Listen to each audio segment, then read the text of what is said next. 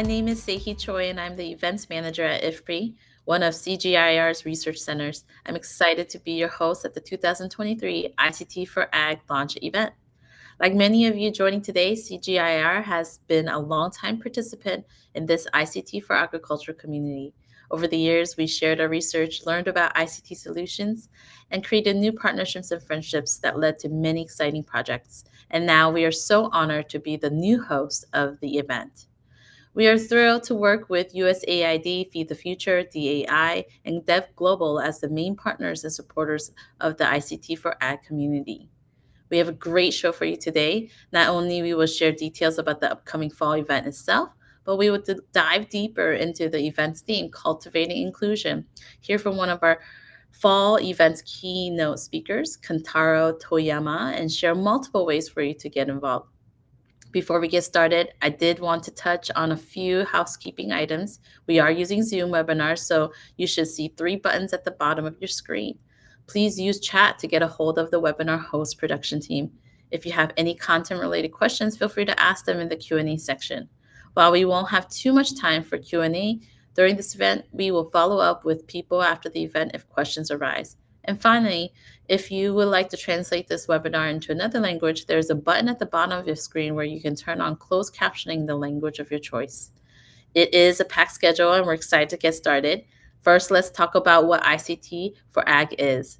ICT for Ag is an annual convening where agricultural stakeholders and technology experts gather to share knowledge, find solutions, and form partnerships to address challenges in agri-food systems across low and middle income countries. ICT for Ag has a strong history and a number of organizations that have contributed to the building of this community. The conference can date its origins back to 2015 when it was first hosted by FHI 360 in Washington, D.C. For 2019, the baton was passed to USAID as the host with support from DAI and Digital Frontiers Project. For the first 5 years of its existence, the conference was held in Washington, D.C., varying in size from 100 to 200 plus attendees year to year. The pandemic created a new opportunity for ICT4Ag to expand into a global forum reaching way beyond US-based practitioners. With the 2020 ICT4Ag conference, more than 1,500 people participated, followed by a number of that exceeding 3,000 from 123 countries in 2022. We have also continued to expand the number of voices heard during ICT4Ag from 40 speakers in 2019 to 85 in 2020 and 145 in 2022. As we embrace a new way forward post the global COVID pandemic and continue the use of technology and innovation to come together, we are at a time to let ICT4Ag evolve again. We will continue to bring private sector donors, funders, global development organizations, and the farmer and producers we aim to serve to this community. This coming evolution has led to the CGIAR hosting, implementing, and partnering with DAI through the USAID Digital Frontiers activity. The event capabilities of the CGIAR team and a common event partner across organizations, Dev Global, combined with the physical CGIAR locations around the world, will enable us to host a virtual event this fall and excitedly move toward a hybrid format in 2024. Let's carry this rich ICT for Ag history into the future and not only do what we have always done, but do something bigger and better with even more value and impact to the people we ultimately aim to serve around the world. This year, we are focusing on a new theme, cultivating inclusion. Although many of us take the internet for granted, the truth is that the benefit of the information and communication technology does not reach everyone and everywhere yet. The digital divide is very much real. Globally, hundreds of millions of small farmers do not have access to the internet. As a way to demonstrate how uneven the reach and quality of ICT around the world is, let's do a quick poll of your internet speed. Open up your web browser and visit the website called fast.com. In a few seconds, the website will show you the speed of your internet connection. Then enter the number into the form along with where you're connecting from today. I'm so excited to see the results. We will revisit them at the end of the show. The main goal of ICT for Ag is to grow communities and catalyze meaningful conversation, insights, and collaboration. I would like to highlight the word meaningful here in this statement. It is easy to get hyped up about the potential of new technologies like AI chatbots, but how can we make sure these shiny technologies really help us close the development gaps like the digital divide? With your active participation, especially the participants from low and middle income countries, we will support our ICT for Ag communities develop inclusive and sustainable digital solutions together. We're excited about this program and we're sure you are too. Okay, so up next, we'll like to share with you a message from Khulud Oded, the Global Director of Digital and Data and the Executive Director of the CGIAR System Organization, on why ICT for Ag is unique and so important to achieve the sustainable transformation of food systems. Go ahead, Khulud. Welcome everyone to the announcement event for the 2023 ICT for Agriculture, Cultivating Inclusion. CGIAR has been a long-time participant in this community, and we are excited to be the new host of the event.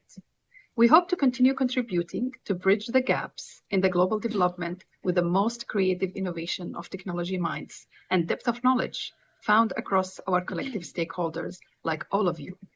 This is the same intention we have with the theme of this year's event, Cultivating Inclusion, through which we hope to empower, enable, listen, and learn from everyone across food, land, and water systems, including women, youth, and the many cultures and communities that drive and contribute to the sustainable agri-food systems around the world. Just as we aim to bridge the gap and build a connection across technology and research, we also aim to bridge the gap in technology access and the digital divide. With your active participation, we will make this event the place where connections will be made and great minds will come together. Let's bring forward an inclusive and sustainable agricultural path to feed the people around the world. Thanks, and welcome everyone again. Thank you, Khulud. Indeed, by leveraging technology, we aim to achieve sustainable and inclusive global agri-food systems. Next, we'll jump right into our panel discussion on the year's theme, Cultivating Inclusion. Let's introduce each of our panelists and hear why they're excited about ICT for Ag. First on the panel, we have Josh Woodard from USAID. All right, thanks, Sahi. Very nice to be here. Just very quickly, I will introduce myself. I'm Josh Woodard. I'm the Senior Digital Advisor with USAID's Bureau for Resilience and Food Security. Thanks, Josh. Let's go to Ritesh Tata from DAI. Thanks, Sahi. I work as a digital and gender inclusion advisor with DAI at Digital Frontiers. Thanks, Ritesh. And now Andrea Gardenzabal from CGIAR. Thanks, Ihe. My name is Andrea Gardezal and I work for CIMID within the CGIAR as ICT for Agriculture lead. Thank you. Thank you. Thanks, panelists. We appreciate you being available today to be part of this event. Let's start with an easy question and get a little background about you and ICT for Ag. Josh, we'll start with you first. Have you been involved with ICT for Ag in the past? If yes, how? And what makes this event, this community, so important to you? Sure. So, a little known fact, the brand ICT for Ag actually came from a USAID project that I led from 2009 to 2013 called Facet.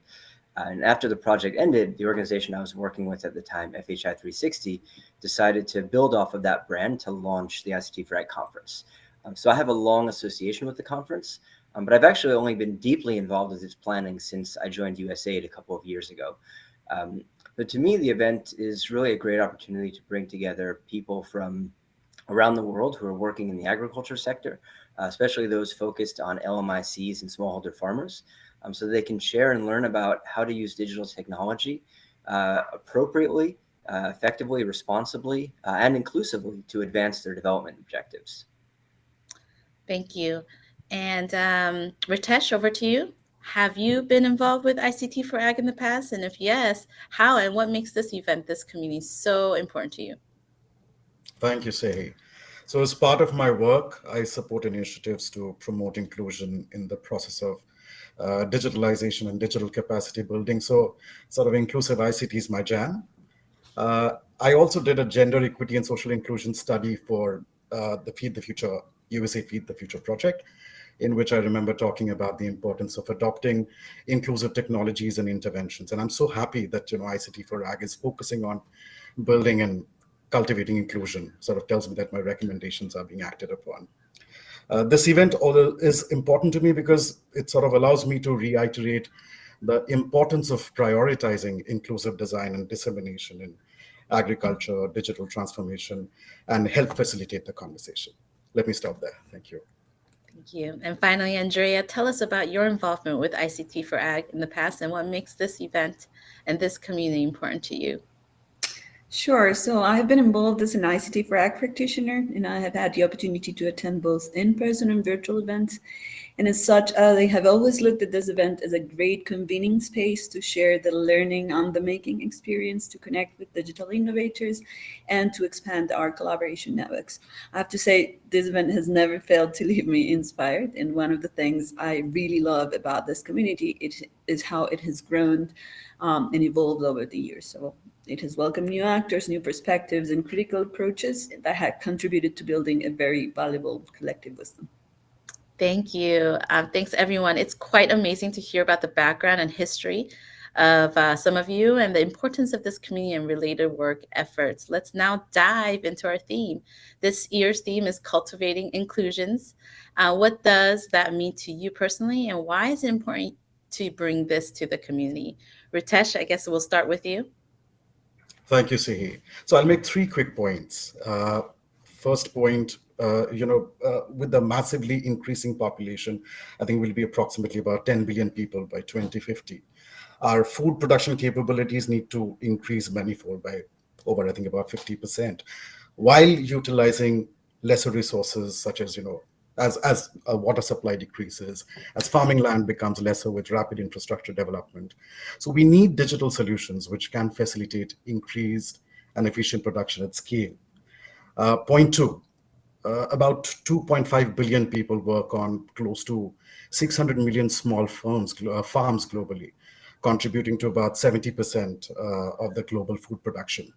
And 9 out of 10 of those smallholder farms are run by families. So inclusive ICT solutions, across gender, across disabilities, across sociocultural norms, religious beliefs, literacy levels, digital access and usage patterns, etc., are what would drive adoption at scale. And point three, so inclusion principles such as diversity, equity, and inclusion within your teams across management, solution design, test groups, etc. Adoption of participatory methodologies, advocating for inclusive policies, and investing in digital adoption among all contributing members of that that smallholder farming family that I was talking about are some broad indicators to ensure uptake of digital solutions. And there is enough material and numerous capable experts who can help you through this process. Thank you, Sihi. Over to you. Thank you, Ritesh. And Andrea, what about you? What does cultivating inclusion mean to you, and why is it important to bring this to the community? Yeah, I believe this year's themes is very important for our community because after nearly 20 years of digital innovation in agriculture, we are becoming increasingly aware of the long-term consequences of digital innovation, particularly for the global south. So at the same time that we have this whole experience, we have always learned that we're learning about, we also have open and public technologies such as ChatGPT and other AI models that can help enormously to accelerate our digitalization process, but also require understanding around ethics, how to use it, biases, and who are really being out of the question, right? So thanks to recent research, we know that the adoption and benefits of digital technologies are not necessarily guaranteed and that they may not fully deliver the promised transformation for the agricultural sector that we expect. For instance, instead of disrupting the balance of power, in many cases, digital technologies have been proven to mirror and reproduce existing power relations. We also know, thanks to research, that ICTs have the potential to strengthen rural resilience in Africa, but we know that that strengthening has been highly uneven. We also observe disconnect between pilots and scaling apps, and we need further evaluation to understand that. So, in bringing the theme of cultivating inclusion to this community, we aim to shine a light on these critical issues. And I really believe that by collectively acknowledging digital innovations, complexities, and potential pitfalls, instead of just over optimizing what we can do with digital innovation, we can foster a more responsible approach that ensures access, affordability, and skills for all, but also that safeguards against adverse consequences and that empowers stakeholders to drive their own transformation. Thank you. And finally, Josh, what does cultivating inclusion mean to you, and why is it important to bring to this community? All right, thanks, Eddie. So I actually sit within the Inclusive Development Division within USAID's Bureau for Resilience and Food Security. So the theme is extremely relevant to my own work. It also aligns with USAID's prioritization of the issues. As our administrator noted in her new Vision for Global Development speech in November of 2021, and I'm quoting her now, but she said, "We must offer people not a vision merely of international development, but a vision of inclusive development." So personally, I think it's critical for all of us to think about how the use of digital technologies in the agriculture sector impacts all relevant actors, not just some, so that we do not create or exacerbate inequalities, especially those that are driven by disparities in access and usage of digital devices and services.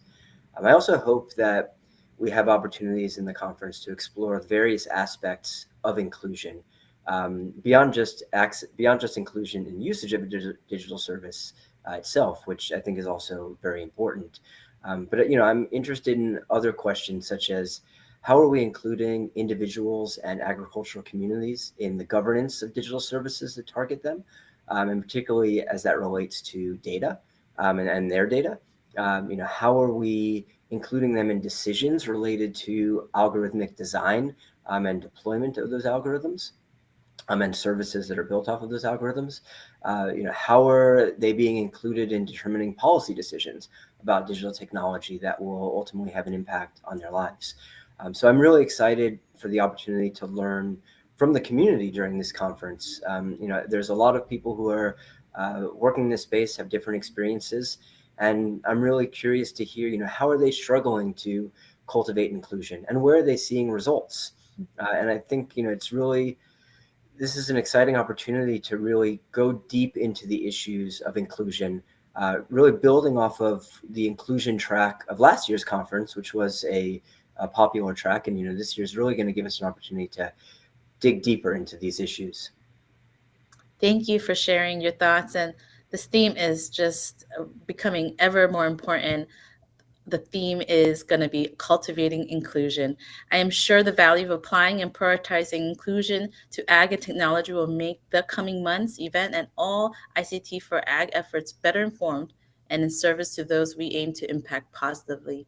Let's wrap up this panel with some insight and advice. Andrea, if you have one thing you wanted ICT for Ag attendees to walk away with in the fall, what would it be and why?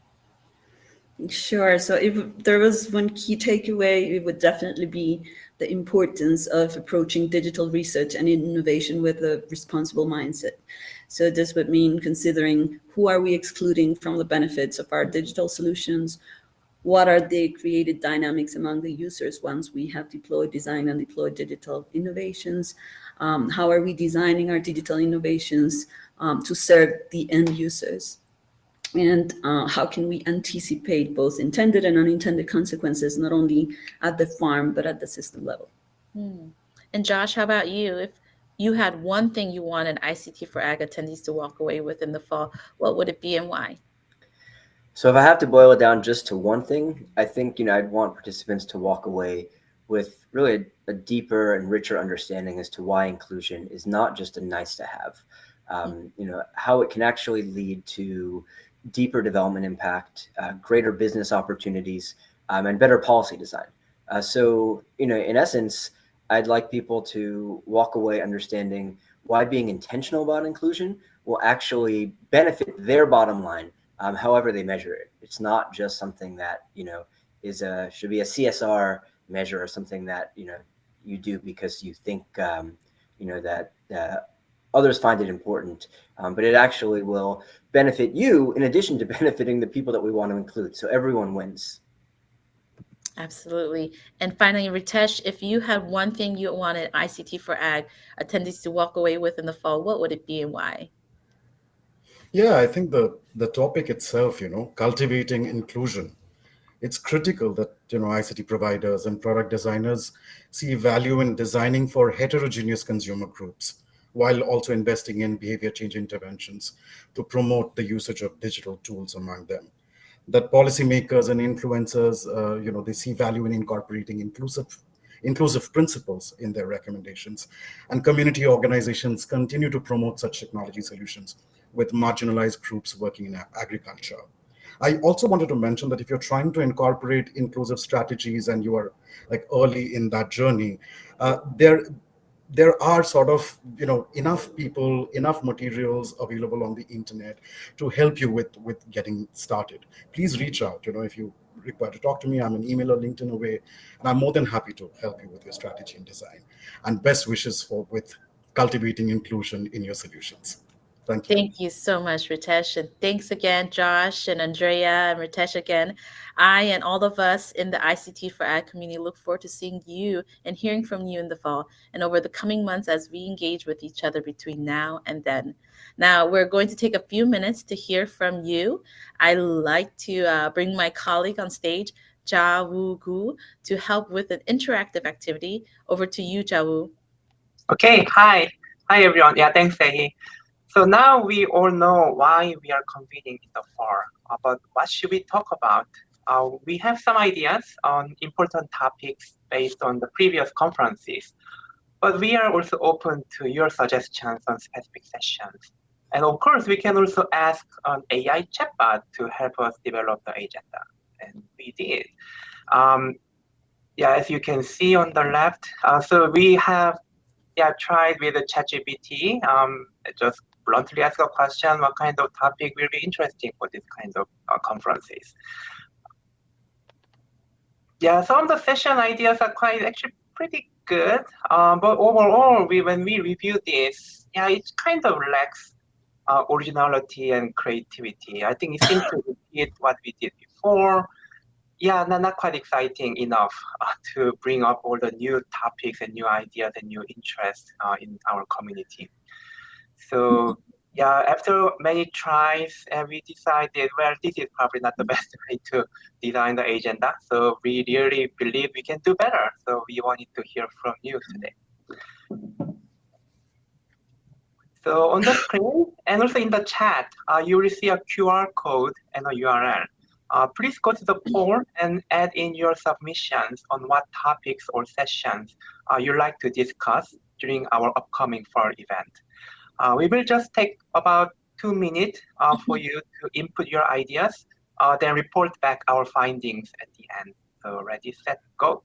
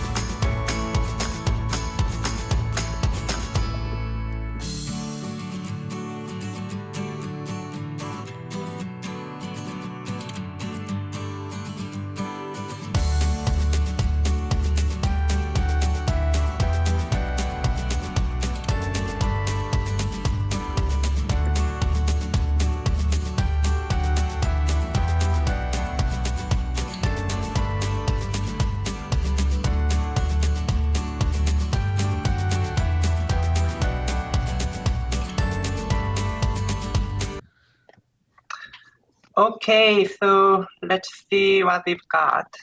All right, so this word cloud is just an early snapshot of keywords, not the full sentence of responses you submitted. Yeah, thanks so much for your thoughtful submissions. It's already looking a lot better than ChatGPT version, I must say.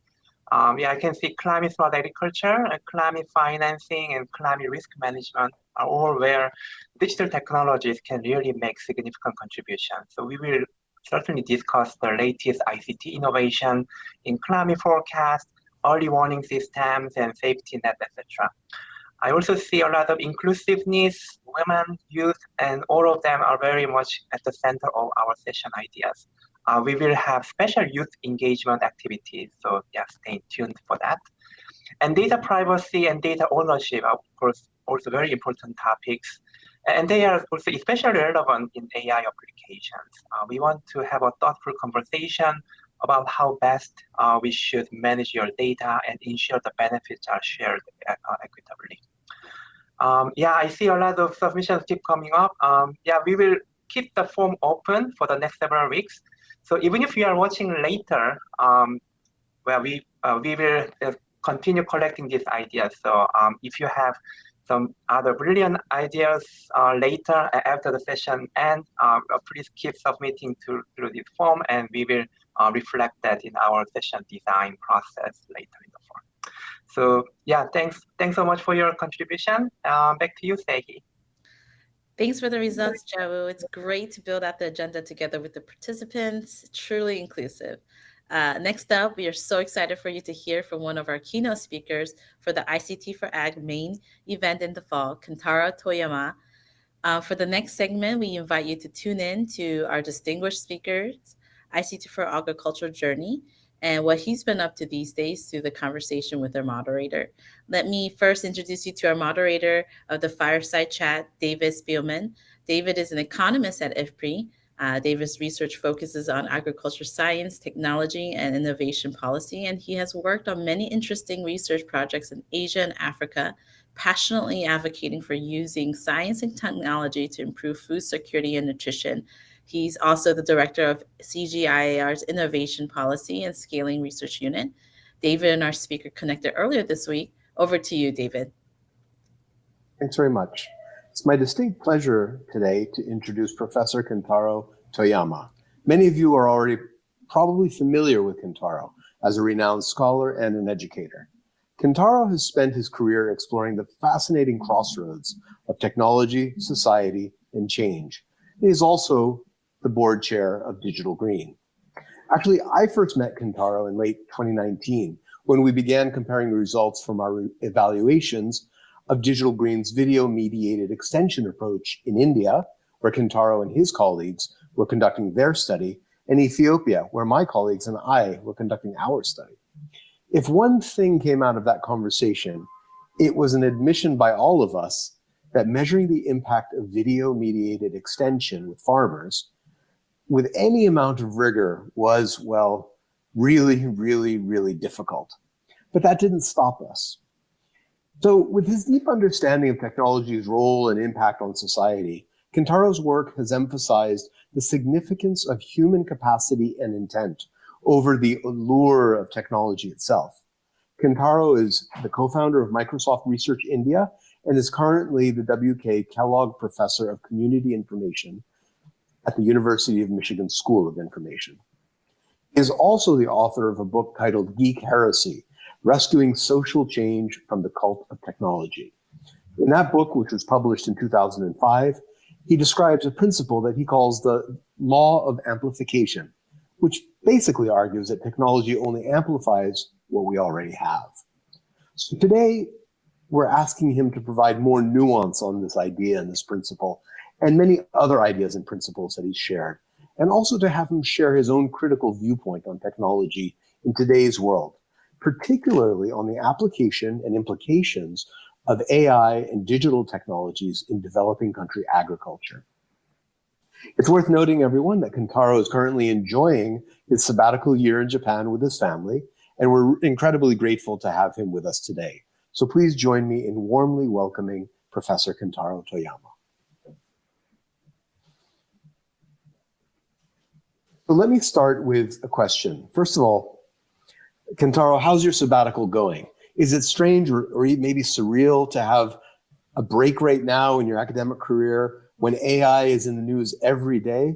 I mean, what do you make of everything that's going on around AI? Yeah, thanks. Before I get into that, let me just say thank you also for that very generous introduction. I feel like we could be having this conversation the other way, where I'm interviewing you. There's so many interesting aspects of agriculture that you've done research on, which I would frankly love to know more about. But for today's topic, I'm on sabbatical, which means I definitely get a formal break from teaching and meetings and so on. But one of my goals for this year for myself is to try to do more public engagement with respect to what I understand about technology and AI. And so, I think this is actually one of the ways in which I can do that. So I'm very excited to do this. There has been a sea change in technology with respect to AI, probably beginning around, I would say 7, 8, 9-ish years ago. And we're seeing one of the biggest impacts in technologies like ChatGPT. And because ChatGPT was made open to the public in November last year, we are now kind of feeling as a society what this might all mean for us. And I do think that it's immense. Like, it deserves all the coverage that it's getting. And none of us really know exactly how things are going to turn out. But I think it is both a exciting time, but also potentially a frightening time in terms of what this might mean for, really for human civilization. Interesting. So Kentaro, you've written and spoken extensively about this law of amplification, that technology, as I understand it, is primarily a magnifier of human intent and capacity.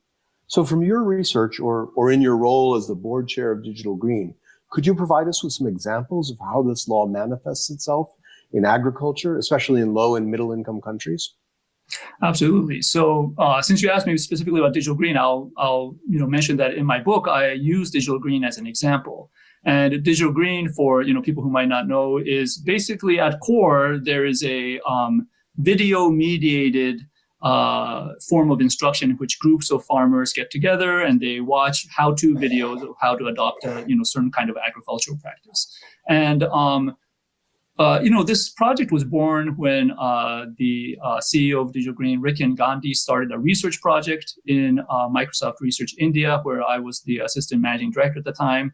And it was very kind of technology focused at the beginning. We were really excited about what the technology could do and so on. But as we, moved that research project into a nonprofit that was then trying to actually have real world impact, what we ran across over and over and over again was just how important it was for us to be working with strong partners who had a real presence on the ground, who had strong ties with farmers and so on.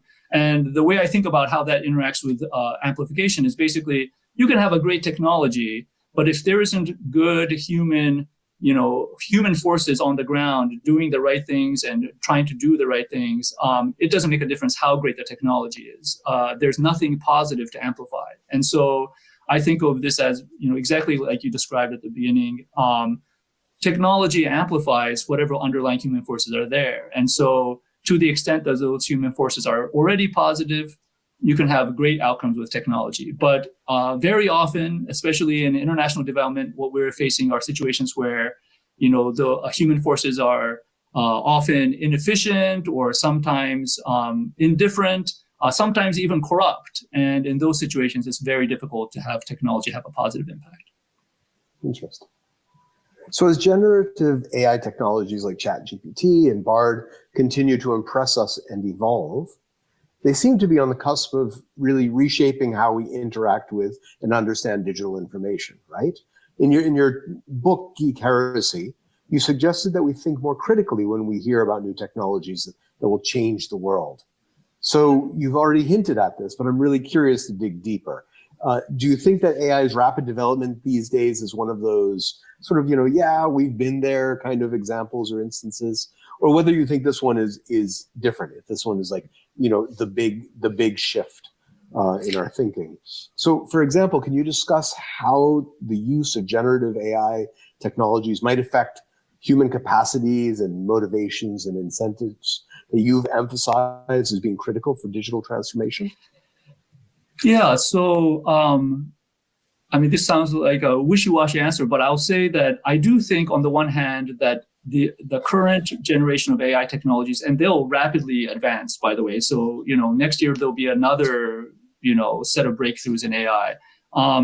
These technologies are fundamentally different, I think, in how they'll impact the world. At the same time, I think there is a limit to what they can do in terms of the goals that those of us who are interested in international development and agricultural development really want, which is that the technology is not going to fundamentally change the existing dynamics around inequality, who has power in agriculture, and all of those kinds of things, which are deeply, deeply embedded in whether we can actually support smallholder farmers. And so I think it's we've seen this before in the sense of, we are still going to have to do, a tremendous amount of work to really help individual farmers. And that's not going to change with or without AI. But at the same time, some of the things that we can do might be radically different. So, for example, I mean, many of us have already experienced this with various apps on our smartphones, but we're getting close to that Star Trek world where we can talk to somebody who doesn't speak our own language, right? And actually communicate almost in real time. I mean, you can imagine what that kind of capacity can be for somebody who, where they want agricultural knowledge, but the knowledge that exists is only written in English, let's say. What does that mean? On the other hand, these same technologies are constantly bombarding us with information, and it still requires just as good an education and critical thinking skills to distinguish between what's really good information and not. And so, even with great information and not, having to be able to translate all kinds of knowledge, all of these other things, we'll still need farmers to have, their own capacity to really be able to make best use of that information.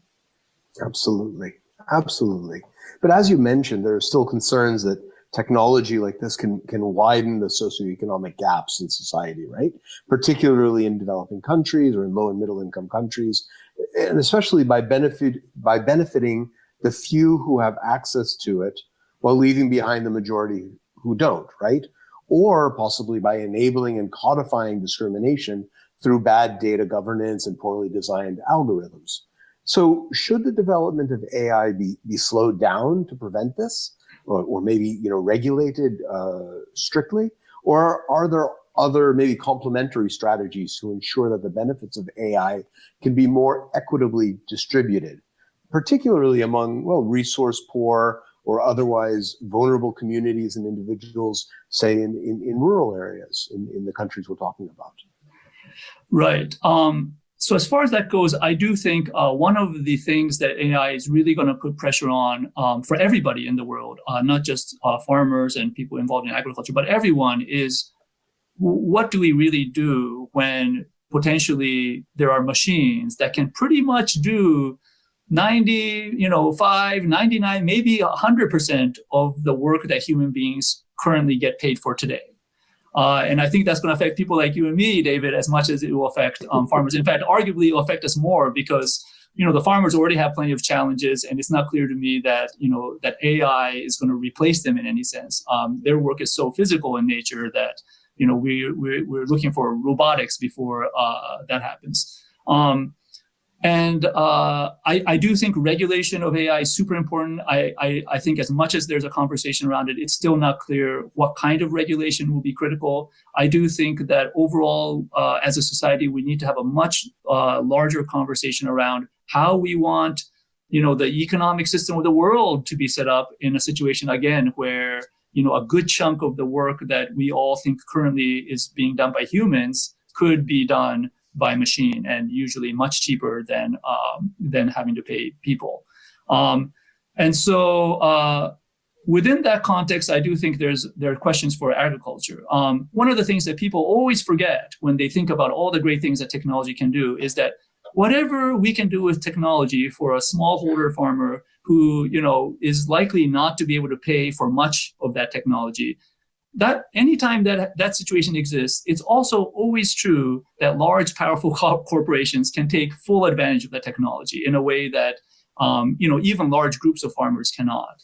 And so that I agree with your original premise that the technologies can widen socioeconomic gaps, and in fact, I believe that's a direct outcome of what I call the law of amplification. In other words, if you amplify everybody's outcomes by the same amount, then those people who started off at the beginning will have even more than the people at the bottom of the socioeconomic strata.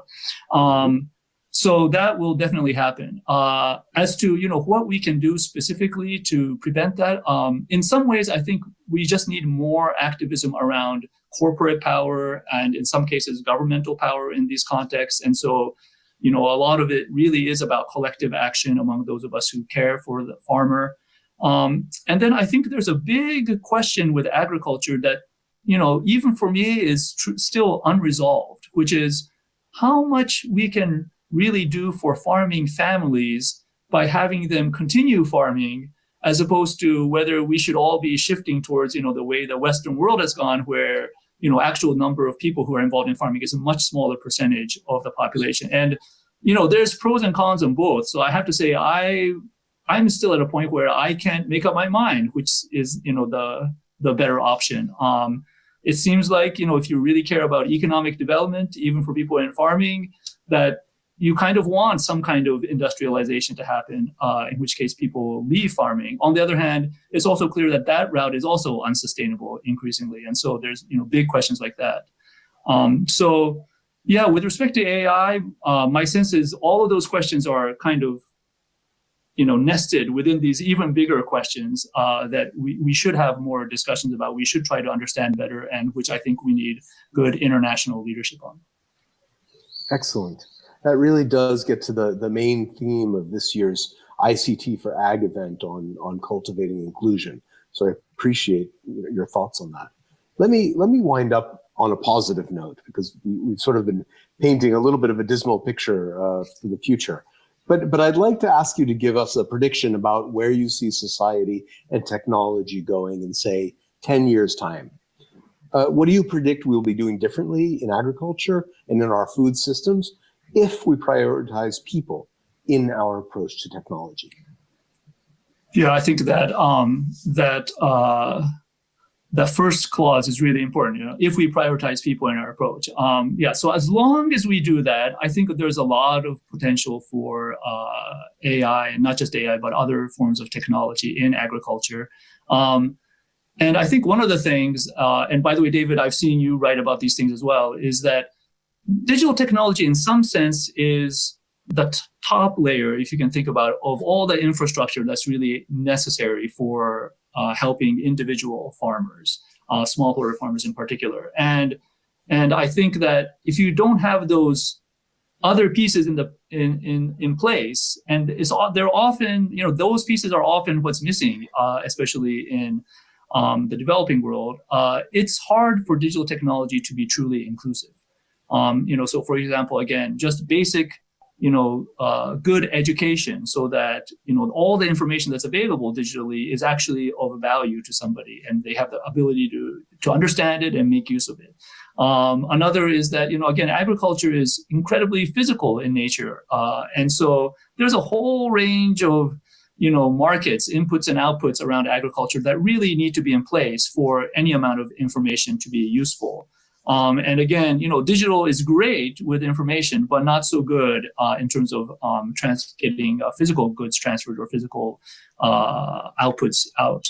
And so I think all of that remains important. The one thing I will say is that, for those of us who are engaged in kind of digital innovation for agriculture, the one thing that I found that almost always works well is if the people who are bringing the digital technology to the scene partner with organizations or governments that are working on everything else, so that it's not a thin digital layer that's kind of like just attached on or dropped on top of everything else, but the digital is truly integrated with other attempts to support farmers. And I think as long as that's done, there are a whole range of ways in which digital technology can support agriculture. Thank you, Kentaro. I mean, I think those are really valuable insights for us today. I would agree with you in those concluding remarks. I mean, if you're embedding digital innovation in a wider system of innovation, in a setting where you're engaging multiple stakeholders, not just tech companies, let's say, and not just farmers, but also other value chain actors, governments, regulators, whoever it may be. The promise, I think, is a lot greater for the future. Thank you, Kentaro, for sharing your valuable insights with us today. We'll be very much looking forward to your keynote speech at the main ICT4Ag event later this year. And now back to you, Sehe. Wow, what an insightful discussion. Thank you, David and Kantara. We look forward to hearing from you both in the fall. Now, I'd like to pass it back to my colleague, Jawu Ku, to tell you more about how we can get involved with the Inspire Challenge. Okay, thanks. So since 2017, CGIAR has hosted 4 annual global digital agriculture competitions called the Inspire Challenge. The Inspire Challenge was designed as an innovation process connecting CGIAR's research expertise with the digital innovation capabilities of partners. Each team, the challenger, included at least one researcher and one digital innovator paired to address one of the challenge areas. Throughout the program, CGIAR has awarded 28 grants. Many of them are still operational across the food systems in low and middle income countries. And now we introduce you to the new Inspire Challenge for this year's ICT4Ag 2023 and also next year 2024. Like the previous challenges, this year's challenge will ask each team to pair agricultural researchers with your ICT expertise. We will especially seek innovative ideas that can increase the digital inclusivity in low and middle income countries. The main objective of this challenge program is to share the learning and generate knowledge. So failure is also an option as long as we can learn from it. The competition winners will be announced during the ICT4Ag Fall event, and they will be provided with pilot grant, access to services, and mentorship opportunities for 6 months. More details about the application process will be announced in August. If you're an organization or funder who want to launch your own prize as part of ICT4Ag, please reach out to us and bring that idea forward so that we can develop this challenge program together. Now I will pass the stage to Ridwan to tell you more about how you can get involved. Over to you, Ridwan. Thanks, Jaro. The ICT4Ag is very dear to me. It was at the ICT4Ag event in DC where I met my colleague Matt Manning and the founder of Dev Global. Interestingly, it also represents my foray into international development and the commencement of the very impactful work my company DevAfric and partner Dev Global does on the continent of Africa. At DevAfric, we work with development partners like USAID, DAI, and CGIAR to expand last mile impact on the continent of Africa. To this end, I'm super excited at the launch of the ICT4Ag and even more pleased that the partners have come together to carry it forward. This fall, we will come back together virtually on November 7th to the 9th to have the fall ICT4Ag. And this virtual event will fit nicely with cultivating inclusion as technology enables us to come together no matter where we are and what we are doing. We will also be streaming this event and make the content accessible and available to all around the globe. The virtual event in November is just the beginning. In 2024, which is next year, we will present a new and exciting hybrid format that gets us back in the room together before the pandemic, while we also stay connected virtually. As we think about that, how do we get involved? Before we transition into the event in the fall, we also need to wait. We do not need to wait. This community has work ongoing and needs to come together between now and November. For this community and series of events to thrive and have the most impact, we'll involve partners and sponsors like you all. Together, we can diversify and include new speakers and audience. We can bring the farmers and producers forward to have a voice and presence. We can also engage youths and future leaders in this space that will carry this torch forward, present and enable inclusive opportunities for young female voices important women leaders, and much more across the gender spectrum. In addition, we will also host and hold ongoing collaborations before, during, and after the event. With your support as well, we can increase the impact of the great work that the ICT for HAG and its partners are doing on the ground and across the various communities, including in the low and middle income countries. As we transition into the event in November, with your support, we can also increase the community impact and present more prizes and awards and opportunities connected to ICT for HAG. We also intend to reach donors and part of the processes that improves the investment being made in ICT for HAG. And finally, for potential partners and sponsors, we can cultivate inclusion and make this happen together. As we prepare for November, please keep an eye on the website for more details to come. At this point, my colleagues at Dev Global, Dev Afrique, and all the colleagues that I've spoken earlier look forward to seeing you in the fall as well between now and then. I will now hand it over to Sehi for the rest of the program. Over to you, Sehi. Thanks, Vidwan. And wow, what an exciting day. Thank you to all the speakers for their thoughts, and thanks to you all for joining us. At the beginning of the webinar, we had a chance to get your input on your internet speeds. Let's see the results now. So interesting. Wow, what an interesting result. This simple exercise demonstrates the great digital divide and why our theme cultivating inclusion is so important. We hope you enjoyed the presentations today. Registration for this event will be November 7th to 9th, 2023, and it will open at the end of this summer. Look for information from contact@ictforag.com. We look forward to seeing you all there.